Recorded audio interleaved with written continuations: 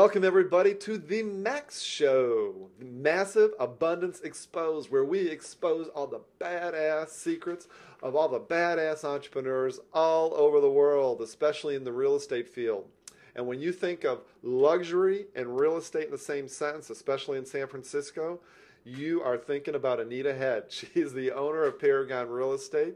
She is my broker, Chris Stafford, and just an amazing, down-to-earth, super intelligent, and great woman that really has a strong foothold in the luxury real estate market in San Francisco. So I can't wait to ask her all kinds of questions and how all of us real estate brokers and agents can increase our business in the high-end market or get started in the high-end market. But before we get to Anita, make sure you go to massiveabundance.co. That's massiveabundance.co. Sign in, get yourself some free goodies, and let's get started with the show. Hey everybody, do you believe that we have Anita Head in the house? How you doing, Anita? Hi everyone. I'm doing great, Chris. Great. Well, thank you so much for joining us on the Max Show. I really appreciate you taking the time.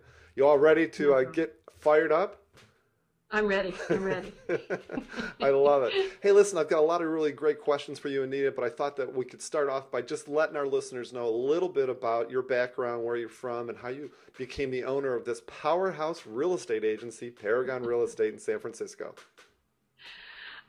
Well, I'm one of those rare breeds. I'm a real estate baby. So I started in real estate right out of college in San Francisco. So packed up my little car in Oregon and went across the border with about $1.25 in my pocket and started with a real estate firm the next day as an accountant's assistant. So I've been doing this since I was 22 and won't let how many years go by, but 34 years starting this year, so you can do the math. And basically learned everything about real estate and moved my way through the ranks as an accountant's assistant, then office manager, and then went into sales and sales management, and now an owner at Paragon. That is terrific, fantastic. And one of the things that I've known about, I've seen some statistics, I should say, about Paragon Real Estate. Full disclosure, I'm also a real estate broker at Paragon. But Paragon, I understand, also is one of the busiest real estate companies in the country, is my understanding. And you've got some amazing brokers, myself included. Absolutely. I just had to say that. But the other thing, of course. But the other thing that I noticed, that you have a strong background in actually the luxury market, if you will, and obviously we have a huge luxury market in San Francisco. One of the things that I think a lot of our listeners, and most of our listeners, are real estate entrepreneurs and real estate brokers in some way, shape, or form related to the real estate industry. Let's just say you have a real estate agent that maybe is just breaking into the luxury real estate market, number one, or has been a real estate agent for 3-5 years and really wants to increase their business in the luxury real estate market. As a side note, everybody, for luxury real estate in San Francisco, I guess, Anita, what would you say? Everything over $1.5 million would be considered luxury? Probably $1.5 million in the condominium aspect. Over $2 million is statistically what they consider. Real luxury property in San Francisco is probably closer to $4 million. $4 million. Okay, a good clarification. So somebody wants to break into this market. How do they do it? Well, I think part of it is drive. It's wanting to break into the market, and the very first thing that you have to do is know the inventory. There's just no getting around it. You need to know what you're talking about. You need to understand what the best blocks are in the city. You need to understand why one block looks exactly the same as the next block, why it's considered more important or worth more money. You need to understand the nuances and the different neighborhoods and why they command a certain price per square footage. So knowledge is absolutely key, which is normal in almost every capacity of business. So that's the very first thing. Then San Francisco is a very provincial town in so many ways, so it's really getting to know the brokers as well. It's kind of walking the walk and talking the talk before you're there. So building those relationships with the luxury brokers and having them know who you are so that they send you the information, particularly in a tough market like we're in right now with low inventory. You've got to have friends in every company, and particularly in the luxury market, because it's very, very tight. Mm. Well, it's interesting because I went on a tour open house today and I saw an $11 million house on Broadway. And for those of you Mm-hmm. that don't know, Broadway is sort of one of our more fabled, more expensive streets in San Francisco. And it's amazing to me how you can walk into a house and say to yourself, $11 million, the rooms sure are small. This is a small house. And it's almost like you feel like you're so jaded sometimes. Right. Do you think that is that a concern from a lot of your real estate agents that are really working the high-end market, that they're a little bit jaded? No, no, I don't think so. I think you just learn to understand what people appreciate about San Francisco, Mm-hmm. and we're an international city, so and from that standpoint, we're probably one of the least expensive international cities in the world. And so when people come into our great city, they see all the beautiful things that we don't take for granted as Mm-hmm. real estate agents in San Francisco. Mm-hmm. So I think it's really hard to get jaded about what we sell. The beautiful aspect of it. We have fantastic architecture, and in the upper end, many of those houses were built to last for a very, very long time. And Mm-hmm. there's a craze now for mid-century homes, for instance, Mm-hmm. and those are the kinds of things I probably wouldn't have looked at twice when I was a kid, but now I think are the greatest things in the whole world. And people are buying those things like crazy right now. Mm-hmm. And so there are certain aspects of the luxury market that people strive for, Mm-hmm. and so I think it's really hard to get jaded because we're selling the outlooks, the views, Mm-hmm. the stature of the neighborhoods, and all of the things that have kept me in the business this long. It's a passion about everything about San Francisco, and it's probably just intensified in the luxury market. Right, right. That's interesting. It's funny because you talk about mid-century, and I know that's such a big craze right now all over the country. And it reminds me of one of the things my mother always said, that, what did she always say? She always said that once you've done it, once you've worn it once in your life, you can't go back to it again. It's true. Maybe shag carpet will make a come back as well. Yeah, no. Exactly. No. Hey, Anita, what I want to do is get back to our agents here that are watching this and they're Sure. thinking to themselves, okay, that's great. That's all fine and dandy. And, maybe think of yourself as an agent that has some experience, or a newer agent, maybe in another city, maybe in Tulsa, maybe in, I don't know, Miami. But, okay, we're going to know the inventory really well, and we're going to really know who the players are in that market. But in terms of like specifically getting leads, getting appointments, maybe marketing, is there anything, one or two like really significant points that you can give our viewers? I think in San Francisco particularly, I think being involved in the community is really integral to a successful luxury business. And I think that, getting involved with grassroots organizations and things that are important to San Franciscans Mm-hmm. can help you get in front of a clientele Oh, that's good. that is going to buy the luxury property. And I think it has to be something you're passionate about. I don't think you can do it just for money or business. Mm-hmm. I think it has to be something that you have a deep connection to, because I think people feel that and realize that when you're involved with their organization. That, along with hopefully being able to work some open houses in a price range that is higher than you're currently working, because you can't expect to sit on a $500,000 house and get a $2 million clientele from that open house. Yeah. You might get lucky, but it's unlikely. So you have to try to gain clientele in a way that makes sense. I think the other thing is really starting to socialize.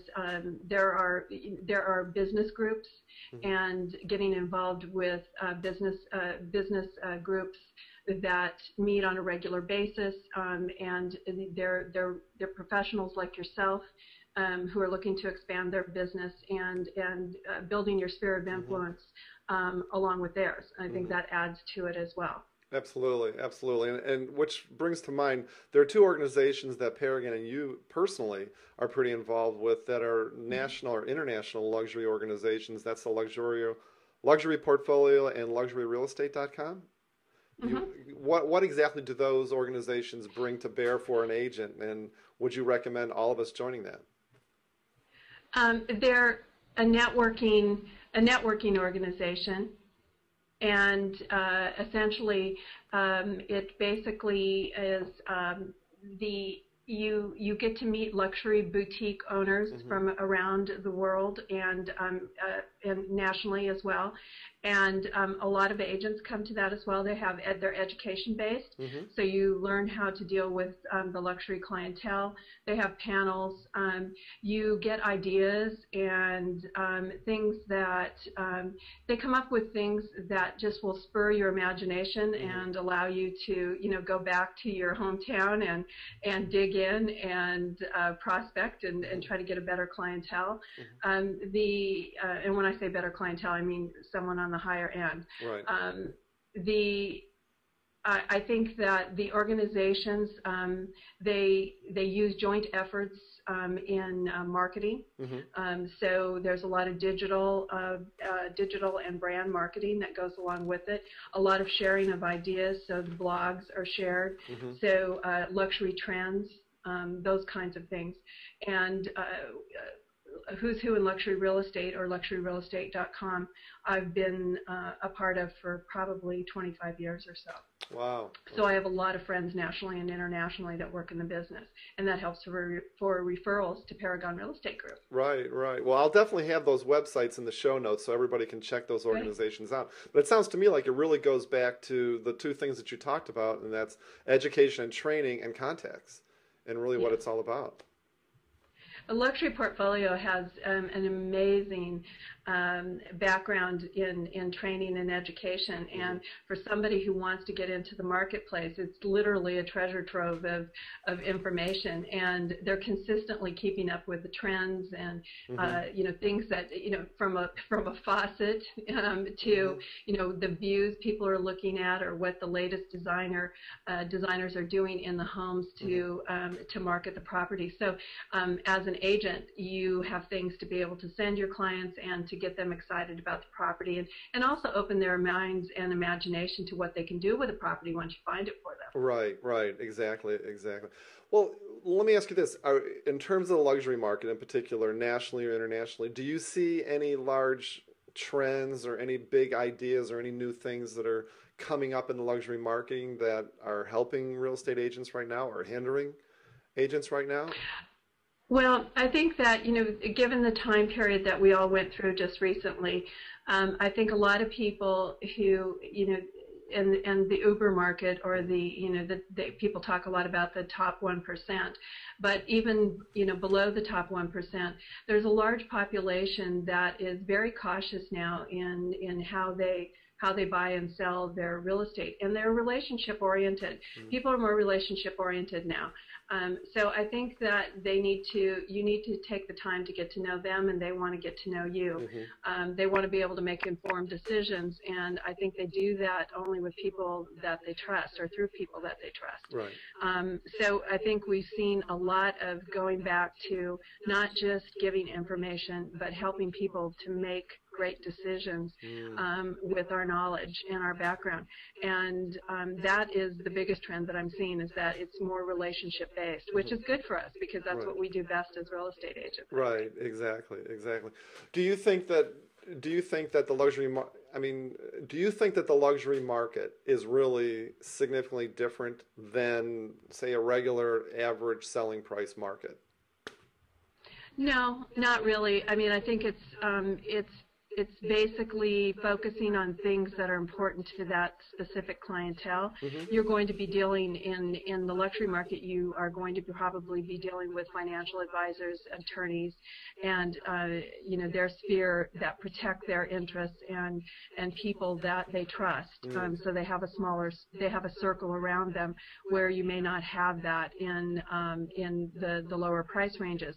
But other than that, it still comes back to relationship based marketing and knowledge, and those very strong relationships. Right.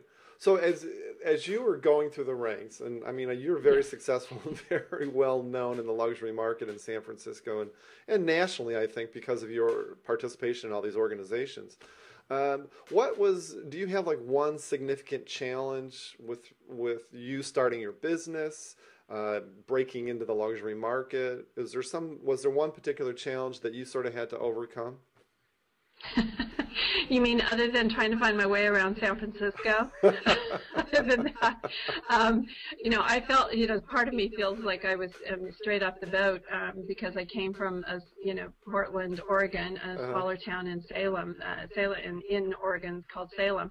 And so when I came to San Francisco, I really didn't know anything, and I literally could get lost in a two-block area in Pacific Heights, which seems absolutely ludicrous to me now. I remember having one of my fellow agents drive me and a client around because I would get lost all the time. So one of my fellow agents, who was a top producer at the time, threw me in the back seat with my client and said, just give me the list. And I was lucky enough to be able to sell that person a lovely luxury condominium, which was one of my first sales. I love it. That's a great story. That's great. San Francisco, driving around San Francisco can be a bit daunting at times. I love it. You mentioned something about, another agent helping you out. How do you recommend, or do you recommend, I should say, a newer agent trying to break in the luxury market, maybe partnering with a more experienced agent? Absolutely. This business is very difficult, as you well know, Chris, and you can't do it by yourself. We're very fortunate to have a very collegial atmosphere with a lot of people sharing from junior to senior. And I think bringing someone on in the competitive luxury market is absolutely crucial. People are looking for people that have strong resumes in that marketplace because it's a huge asset, and anything is huge in San Francisco, but when you get into the luxury market, it's a huge asset, and so you want someone who has that background. And while the seller or the buyer may feel very comfortable with your enthusiasm, your passion, and your knowledge, they still want to know that you've done it before. Right. So there can be some really great, wonderful partnerships that developed with the senior-junior. The seller and the buyer get the best of both worlds, in my opinion. They get the passion and the time and the energy, as well as they get the person who is not going to let anything go and is going to pay attention to the things that they know about the neighborhoods and help guide the client properly. So yes, I absolutely believe in the partnership. Great. So that's a really good tip then for people trying to break into the luxury market then. The experience that you have had, the breadth of experience that you have had, because I'm just old, Chris. That's right. You are not old. But you have a lot of experience in training real estate agents. And one of the things when I talk to real estate agents, one of the reasons I went to Paragon is, and you talk to real estate agents about Anita Head, they're always saying Anita is probably one of the best trainers and probably the most patient and sage. And so you've probably seen a lot of stories and a lot of things that realtors have done, luxury market or not luxury market. What are a couple of the biggest mistakes that you think that agents make when they're really trying to increase their business, in luxury or not? Well, I think that a lot of people try to take shortcuts. And there's not really taking any shortcuts when you want to understand and learn the luxury market. You really have to concentrate on understanding the inventory and knowing the ins and outs and the trends and what's going on. And you need to know the financial markets as well.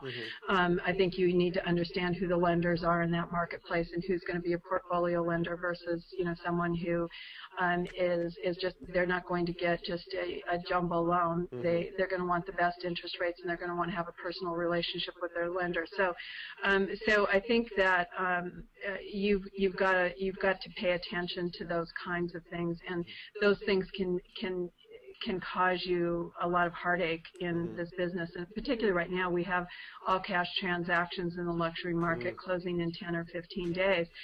There's no room for error in those kinds of situations, and so you really need to have your checklist. You need to understand what needs to be done, and it needs to be clear communication with the lender, the accountant, the contractor, all of those people. And they expect at that level, they expect you to have all of those resources available to them. That to the landscaper, to the painter, to the designer, the decorator, all of those things. One of the biggest mistakes I made was just thinking that I could do this all by myself. I needed to develop that team around me that not only made me look good, but made me look, I think better than what I was at the time. And because they knew what they were doing in each of their individual fields, and it was a team effort, and the seller or the buyer felt very well taken care of. And I think that's one of the rookie mistakes people make in that marketplace, is not having their team. Got it. So that's excellent advice, because you're really a reflection of the team, of the people that you're going to refer to your buyers or your sellers. So that is really key. But at least you didn't say that you immediately have to go out and buy an Armani suit and drive a Mercedes. No. I think that some of that stuff is overdone. However, I do think that, there is a certain way that you need to appear, and I think that you need to be well dressed. I think your car needs to be clean, and I think that you need to present well.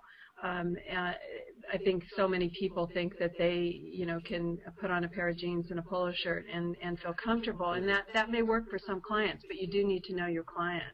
And in the beginning, you can't, you put on your banker suit or your best suit, and you, again, walk the walk and talk the talk before you're quite there, quite ready to be there. Absolutely. I mean, one of the things that amazes me, and I think that you sort of hit on this, you intimated about the fact that, I think that the negotiation and having the team in place, and I think there's sort of fallacy out there too, that these wealthy people, that whether they be sellers or buyers, are not really caring about the level of service or the level of negotiating. And it's almost, in my experience, it's the reverse. That these wealthy people are going to be more difficult negotiators. They're really going to watch every little penny, and you've got to have a really good team about that.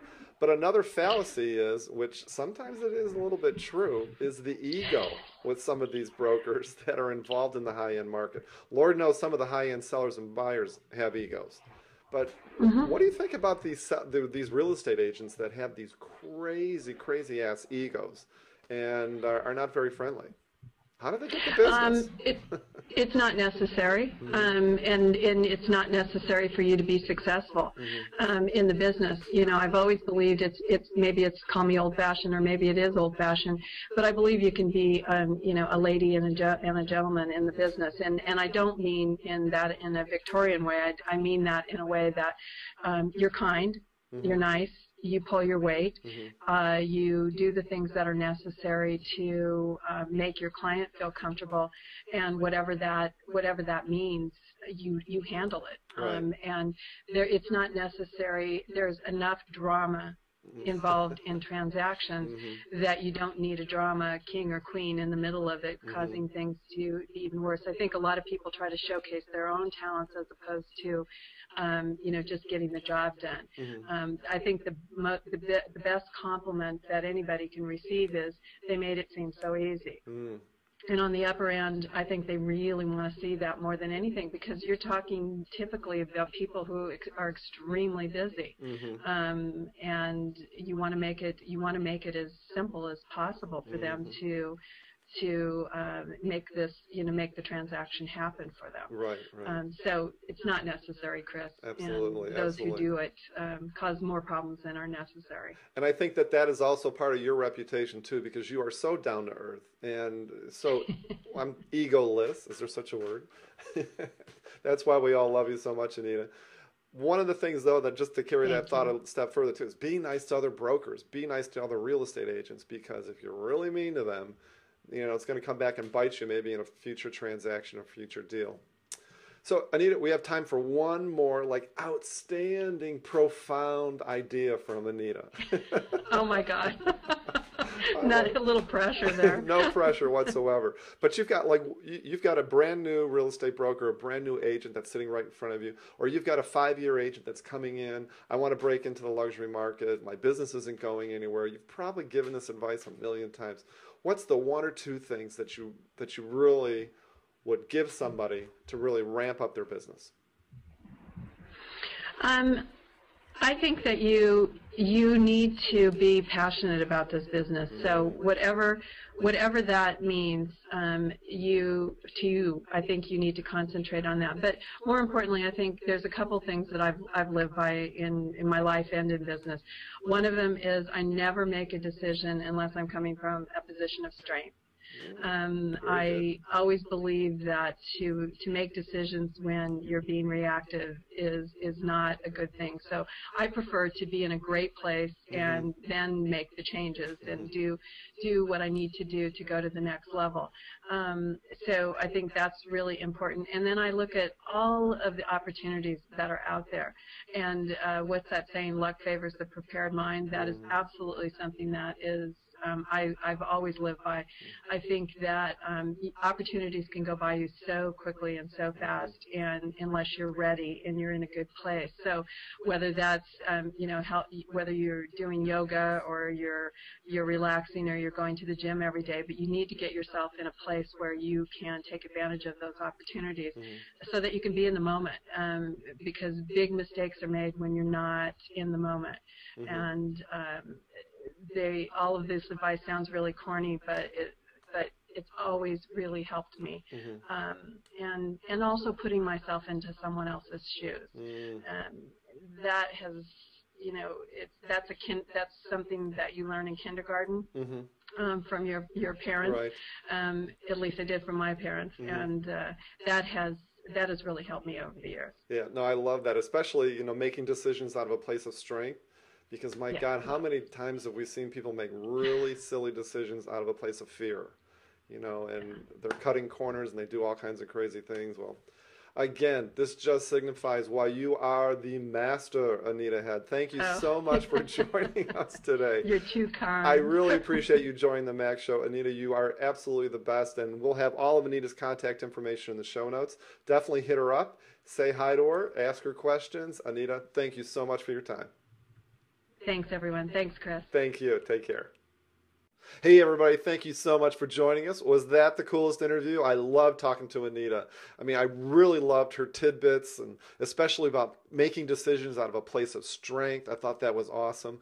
Her war stories, everything. I just love it, man, because luxury and real estate is all about Anita Head, and she leads one of the top brokerage firms here in San Francisco. So I hope you really enjoyed it, got some really good information out of it. And again, don't forget to reach her. You can see her links in the show notes. Make sure you hit her up. Give me some love down below. Let me know what you think about Anita Head. Make sure you also let me know what you think about the show. I'd love to hear from you guys. And again, go to massiveabundance.co. That's massiveabundance.co. Sign in and get yourself some free goodies. And once again, thank you guys for joining us today. Take care.